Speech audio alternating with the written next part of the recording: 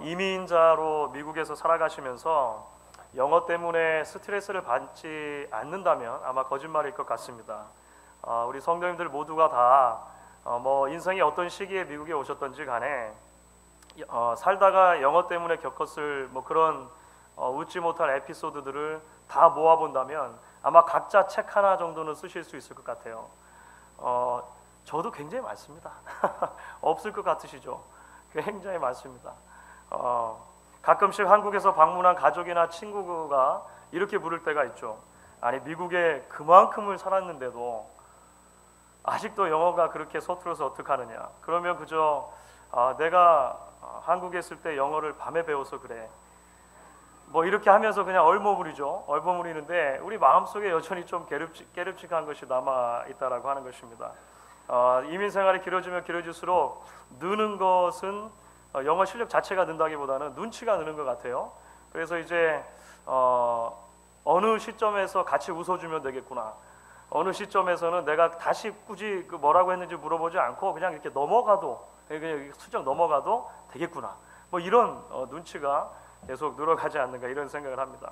그러니까 영어 때문에 스트레스를 받다가 또는 다른 나라 말을 공부하다가 스트레스를 받다가 이제 성경을 읽는 가운데 우리 눈에 확 들어오는 부분이 있죠.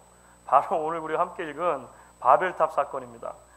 아니, 도대체 왜 그때 그 사람들이 그렇게 실수를 해가지고 도대체 내가 지금 영어 때문에 또는 다른 나라 말 때문에 이렇게 고생하는가, 이런 생각을 하게 된다는 거죠.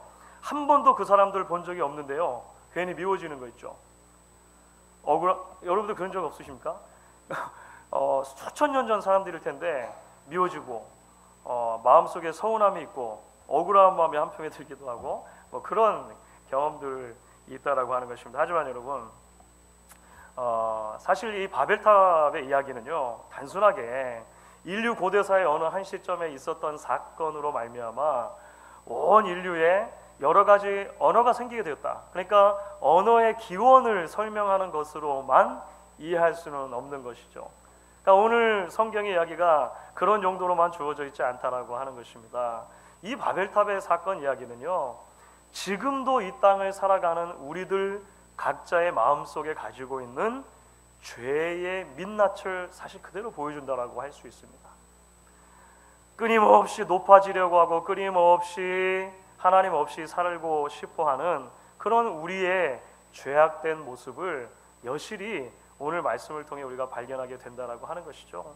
동시에 오늘 말씀을 통해 우리가 발견하는 또 하나의 진리가 있습니다. 그것은 창세기 전체를 관통하는 다른 중요한 주제라고 할 수 있죠. 그럼에도 불구하고 하나님께서 인간들에게 베풀어 주시는 은혜라고 하는 개념을 발견하게 돼요. 끊임없이 하나님을 향해 대적하고 하나님보다 높아지려고 함에도 불구하고 하나님께서 그들을 긍휼히 여기셔서 그들에게로 내려오시는 이야기가 오늘 바벨탑 이야기 가운데 전해지고 있다라고 하는 것입니다. 여러분, 우리가 지난주에 살펴보신 것처럼 대홍수는 죄악의 포화 상태를 징계하시는 하나님의 심판이었습니다. 그렇지 않습니까? 하지만 그럼에도 불구하고 하나님께서 그 대홍수 가운데서 은혜를 놓지 않으셨습니다. 바로 노아라고 하는 한 사람, 그리고 그 가정을 구원해 주신 것이죠. 하나님의 은혜였습니다. 그래서 그 가족을 통해서 이제 인류의 새로운 역사가 써질 수 있게끔 그렇게 하신 것입니다. 노아의 8가정을 통해서 인류가 다시금 번창하게 되어 다시금 가득 채워지게 됩니다. 생육하고 번성하라 축복해 주셨던 하나님의 말씀이 이루어져 가는 것이죠. 우리가 그것을 어디서 볼 수 있습니까? 오늘 함께 읽은 본문의 바로 전장은 족보가 기록되어 있습니다. 창세기 10장에 족보를 보시면 홍수 이후의 족보가 돼요. 노아의 아들들이었던 셈과 함과 야벳이라고 하는 이 세 아들들을 통해서 얼마나 많은 자녀들이 다시 태어나게 됐고 온 땅에 사람들이 가득하게 되었는가. 그러니까 하나님의 그 생육하고 번성하라고 하셨던 축복이 이루어졌다라고 하는 것이죠. 그런데 여러분, 그렇게 숫자적으로 팽창하게 되었을 때 인류가 이전에 없었던 행동을 하게 됩니다. 이것은 이전에 좀 찾아보기 힘든 행동이에요. 성경 가운데 좀 독특한 모양으로 나타나는 거죠. 그것이 무엇입니까? 사람들이 흩어져 있다가 어느 날 갑자기 한 자리에 모이기 시작한 것입니다. 그렇죠? 한 곳으로 자꾸 모이더니만 그곳에 튼튼한 벽돌을 만들고 그 벽돌로 성과 탑을 쌓기 시작했다는 것입니다. 그렇죠? 왜 그랬을까요? 오늘 3절과 4절 말씀에는 당시의 상황을 이렇게 설명해 주는 것이죠. 오늘 3절, 4절을 제가 한번 읽어보도록 하겠습니다. 서로 말하되 자 벽돌을 만들어 견고히 굽자 하고 이에 벽돌로 돌을 대신하여 역청으로 진흙을 대신하고 또 말하되 자 성과 대를 쌓아 대 꼭대기를 하늘에 닿게 하여 우리 이름을 내고 온 지면에 흩어짐을 면하자 했더니 물론 우리는 이들의 이 말 속에서 일종의 두려움 같은 것을 읽을 수 있는 것 같습니다. 무슨 말씀인지 이해가 되십니까? 대홍수라고 하는 전무후무한 천지지면을 경험한 이유지 않습니까? 그러니까 또다시 혹시라도 그런 일이 닥쳤을 때 스스로를 보호할 수 있는 방책이 있어야겠다 생각했는지 모르는 것이죠. 그래서 모여서 서로 힘을 합하고 큰 성, 튼튼한 성을 쌓고 높이 성을 탑을 쌓자 이렇게 생각한 것입니다. 마치 칠흑같이 어두운 밤에도 몇 사람이 같이 있어서 손에 손을 잡고 가면 좀 안심이 되지 않습니까? 아주 이 큰 재난의 상황이 닥쳤을 때 사람들이 서로 돕는 모습 가운데서 위로가 되기도 하고 힘이 되기도 하고 그런 시너지 효과가 생겨나는 것이죠. 녹록하지 않은 척박한 환경에서 살아남기 위해서 인간들이 서로 힘을 합하는 것, 그러니까 홍수 이후니까 오히려 좀 더 자연스럽게 보일 수도 있겠다라고 하는 것입니다. 그런데 여러분, 우리가 여기서 잊지 말아야 할 것이 있습니다. 그것은 바벨탑을 쌓는 사람들이 직접 설명한 바 자기들이 왜 이 탑을 쌓는가 이유를 설명하잖아요. 그 이유를 우리가 반드시 눈여겨보아야 한다는 것입니다. 그래서 오늘 4절 말씀 가운데 보시면요, 왜 그렇게 성과 탑을 쌓았는가 두 가지 이유가 제시가 되는 거예요. 첫 번째 이유는 무엇입니까? 하늘까지 높아져서 우리의 이름을 내자라고 하는 것이 첫 번째 이유였습니다. 그렇죠? 하늘까지 높아져서 우리의 이름을 좀 만방에 드높이면 좋겠다라고 하는 것이었습니다. 두 번째 이유는 무엇입니까? 그래서 온 지면에 우리가 흩어지는 것을 면해야겠다라고 하는 것입니다. 그리고 이 모두가 다 명백하게 하나님을 향한 반역의 행위였다라고 하는 것이 성경 전후 문맥 가운데 주어지는 진리의 말씀이라고 하는 것이죠. 사실 서로 다른 듯 보이는 이 두 가지의 이유는요, 하나의 뿌리를 갖고 있다고 할 수 있습니다. 그 하나의 뿌리가 무엇이냐면 교만입니다. 교만. 그렇죠. 하나님 없이도 얼마든지 잘 살 수 있다라고 하는 생각, 하나님의 말씀이 없이도 내가 문제없이 살 수 있다라고 하는 그 생각이 바로 교만인 것이죠.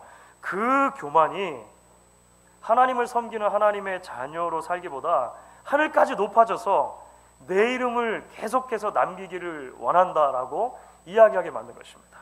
바로 그 교만이 생육하고 번성할 뿐만 아니라 땅에 계속 퍼져서 충만하라고 명령하셨던 하나님의 말씀을 어기고 한데 모여 온 지면에 흩어짐을 면하자 이렇게 말하게 했다라고 하는 것이죠.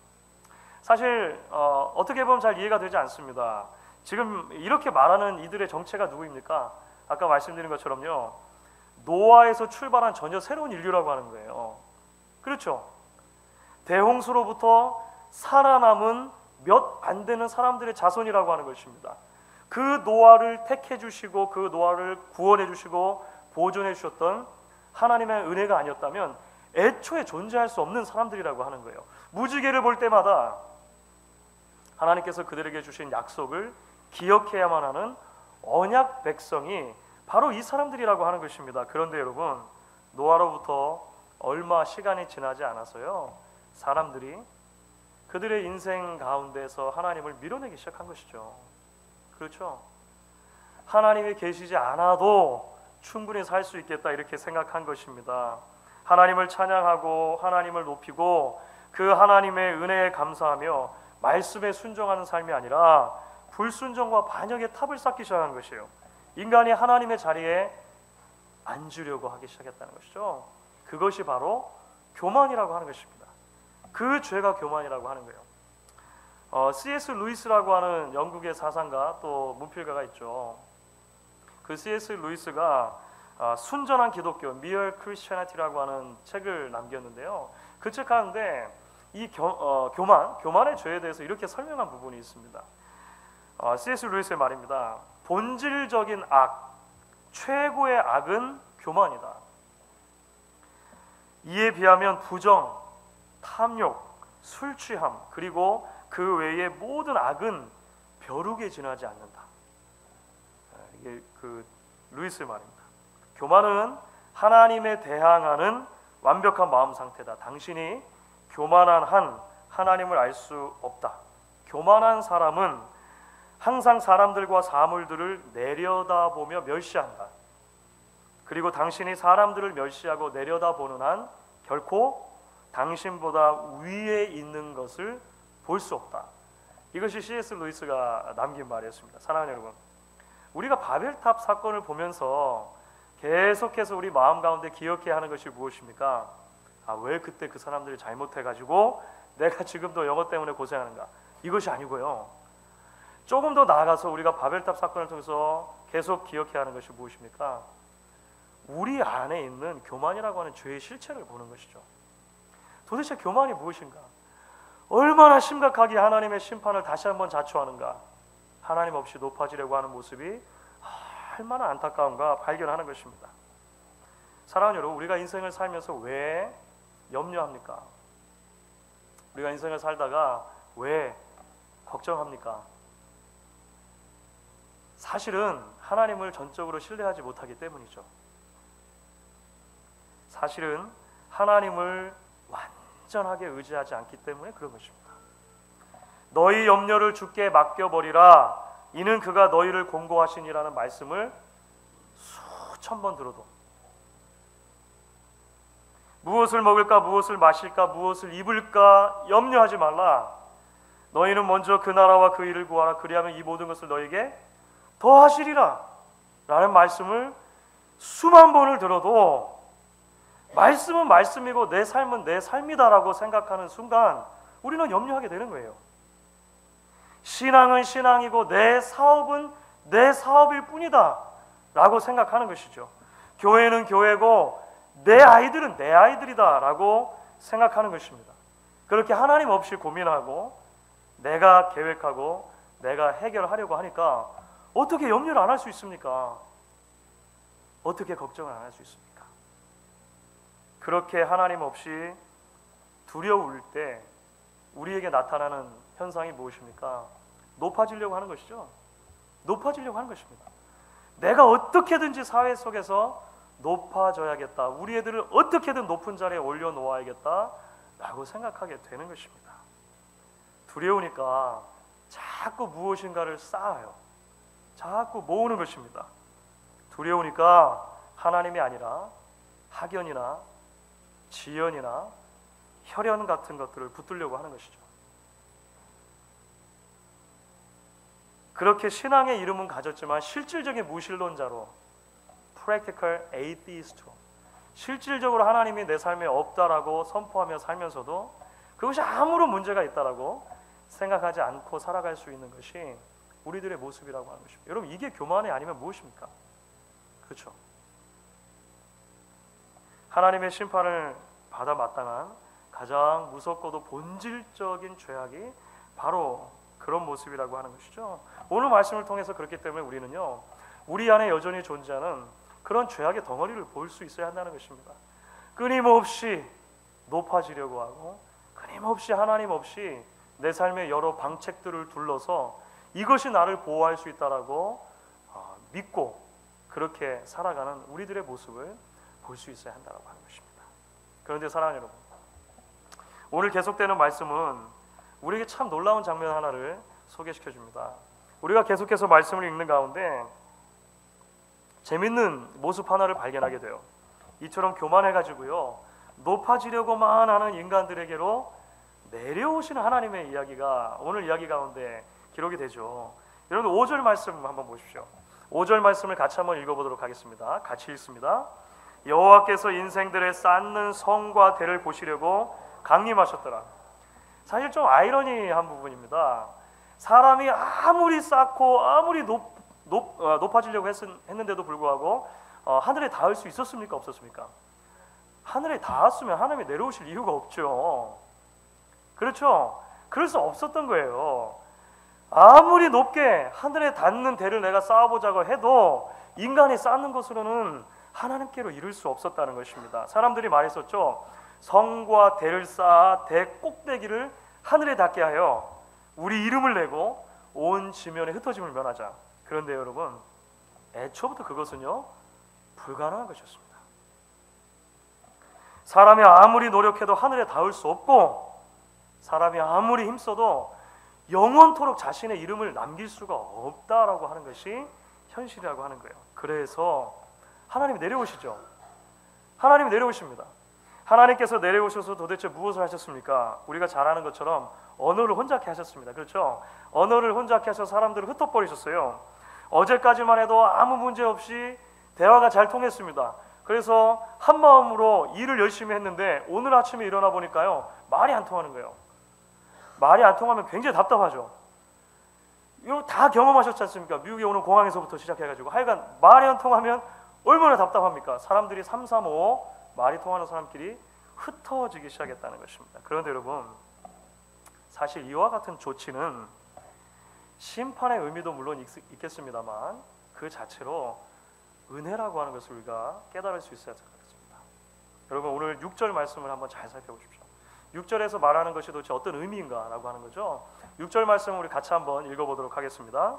여호와께서 가라사대 이 무리가 한 족속이요 언어도 하나이므로 이같이 시작하였으니 이후로는 그 경영하는 일을 금지할 수 없으리로다. 여러분, 이게 어떤 의미일까요? 가만 놔두면 더 큰 죄로 나아가겠구나라고 하나님께서 생각하신 거죠. 그렇죠. 가만 놔두면 계속해서 범죄해서 더 큰 하나님의 진노를 살 수밖에 없겠구나, 하나님이 염려하신 것입니다. 그래서 하나님의 방법은 무엇이죠? 억지로 그들의 언어를 막 섞어가지고요 흩어지게 하신 겁니다. 여러분, 그 이전에 창세기 이야기 가운데 언뜻 연결되어지는 생각나는 다른 부분이 혹시 있으십니까? 아담과 하와를 에덴 동산에서 쫓아내신 사건이 있지 않습니까? 하나님께서 왜 아담과 하와를요 에덴 동산에서 쫓아내셨습니까? 굳이 쫓아내실 필요가 있었습니까?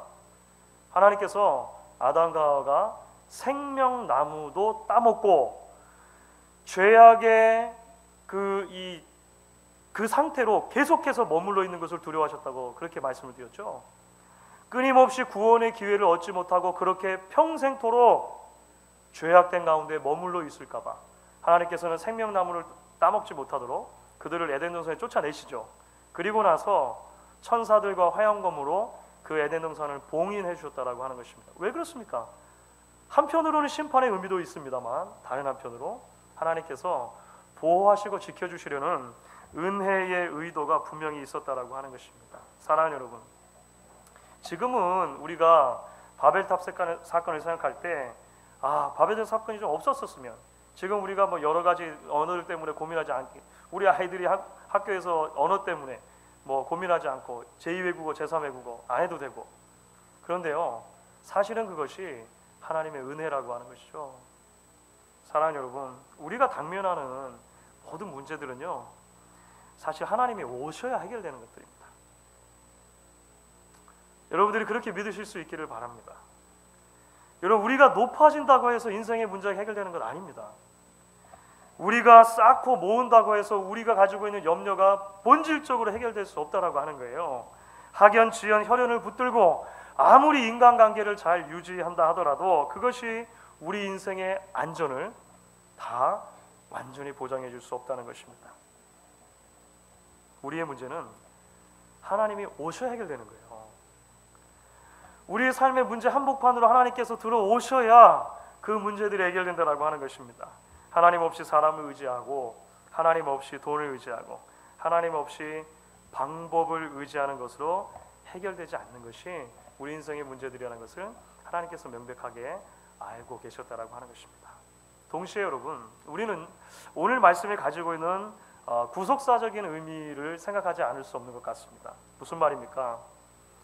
죄라고 하는 것은요, 죄라고 하는 인류의 본질적인 문제는요 인간 스스로가 높아져서 하나님과 같이 됨으로 해결될 만한 문제가 아니라고 하는 것입니다. 애초에 그럴 수가 없었다라고 하는 거예요. 바벨탑을 쌓는 것으로 우리 문제가 해결되는가? 그럴 수 없었다는 것입니다. 주의 문제는요, 하나님이 내려오시고 우리의 상태를 보여주시고 그 상태에 대해서 하나님의 해결책을 제시해 주셔야만 해결되는 문제들이라고 하는 것입니다. 그래서 예수님께서 오셨다라고 하는 것이죠. 그래서 예수님께서 오신 것입니다. 인간들은 성과 탑을 쌓아서 스스로 이름을 내려고 했습니다. 한데 꼭꼭 모여가지고요, 지면에 흩어지는 것을 어떻게든 면하려고 했어요. 그런데 여러분, 예수님께서 이 땅에 오신 사건을 한번 기억해 보십시오. 예수님은요, 자신의 이름을 높이는데 아무 관심이 없으셨습니다. 자신의 이름을 계속해서 유지하는데 별 관심이 없으셨어요. 성부 하나님과 성령 하나님과 천상에서 완전한 교제를 나누셨음에도 불구하고 그 꽁꽁 묶여있던 완전한 교제의 상태를 포기하시고 죄악된 이 땅 가운데로 흩어져 내려오신 것이죠. 그리고 이 땅에 내려오셔서도 가장 낮은 것으로, 가장 죄가 관영한 것으로, 가장 아무도 알아주지 않는 고통스러운 곳으로 예수님께서 향해 가셨다라고 하는 것입니다. 십자가이죠. 왜 그렇습니까? 왜 예수님께서 내려오셔야만 했느냐라고 하는 것이죠. 지금도 바벨의 문제를 안고 살아가는 저와 여러분들을 구원해 주시기 위해 오셨다라고 하는 것이 성경의 답변입니다. 여러분, 하나님의 열심이라고 하는 책으로 퍽 유명해지신 박영선 목사님이라고 계시거든요. 그 외에도 여러 책을 쓰셨습니다. 한국의 남포교회 담임하셨다가 지금 이제 거의 은퇴할 때가 되셨어요. 그분이 로마서 강해를 하시면서 이런 말씀을 하신 적이 있습니다. 기독교 신앙의 신비는 밤에 자다가 환상을 보는 신비가 아니요, 교통사고가 나서 굴렀는데도 아무데도 안 다친 신비가 아니요, 암 선고를 받고 내일 죽으리라고 했던 신자가 벌떡 일어서는 신비가 아니라, 조건 없고 자격 없고 하나님 보시기에 욕먹어 마땅한 이 더러운 죄인을 하나님이 그 고귀한 피를 흘려서 왜 값없이 구원해 주는지를 모르겠는 것이 신비다, 이렇게 이야기하셨습니다. 그렇죠, 여러분? 여러분들 그 신비가 답이 되십니까? 그러니까 그 질문에 답을 하실 수 있으십니까? 예수님이 나를 위해 왜 오셨는가? 왜 나를 구원해 주셨는가? 왜 나 한 사람을 위해서 그 모든 것을 다 포기하셨는가? 여러분, 설명하실 수가 있으십니까? 설명할 수 있다면 이미 은혜가 아닌 것이죠. 이전에도 말씀드린 것처럼 예수님이 나를 위해 이 땅에 오신 것이 가장 큰 신비이고 가장 큰 은혜가 되는 것입니다. 바벨에 내려오셨던 하나님께서 예수 그리스도를 통해서 우리에게로 내려와 주셨습니다. 그 예수를 깊이 묵상하고 그 예수께 우리의 시선을 고정시킬 때 비로소 우리의 교만의 무거운 짐들을 내려놓고 참 겸손의 발걸음을 시작할 수 있다라고 하는 것이 성경이 저와 여러분에게 가르쳐주는 진리라고 하는 것입니다. 여러분, 성탄절, 이제 추수감사절이 남아있고 성탄절이 얼마 남지 않았죠. 요즘에 경기가 안 좋아서 그런지 백화점을 가니까 추수감사절 건너뛰고 크리스마스, 지금 이제 성탄절 장식으로 넘어간 데들이 많은 것 같아요. 여러분들, 그 성탄절 전 4주의 기간을 대강절이라고 부릅니다. 강림절이라고도 해요. 애드벤트. 그러니까 성탄절로부터 4주 전의 기간 넉 주일을, 4번의 주일을 대강절 첫 번째 주일, 세 번째 주일 이렇게 이렇게 섬기면서 이 땅에 내려오신 예수 그리스도의 탄생을 기억하고 기념하고 또 마음속에 품으며 우리 자신을 준비하는 그런 기간으로 대강절이라고 드리거든요. 올해는 11월 마지막 주일이 대강절이 됩니다. 11월 마지막 주일, 그러니까 다 다음 주가 되는 거죠. 그날로부터 시작해서 대강절 첫 번째 주일이 시작을 해요. 하지만 사랑하는 여러분, 오늘 우리는 2주를 앞당겨서 오늘 주의 강림을, 주의 내려오심을 함께 기억하고 함께 하나님 앞에 감사할 수 있는 시간으로 가질 수 있으면 좋겠다 싶습니다. 예수님께서 오신 것이 가장 큰 은혜입니다. 저와 여러분이 오늘 우리의 믿음의 고백을 담아서 함께 하나님 앞에 고백하실 수 있기를 주의 이름으로 간절히 축원하겠습니다. 우리 그래서 오늘 같이 찬양하기를 원하는 찬양이요, 주로 대강절에 부르는 찬양입니다. 찬송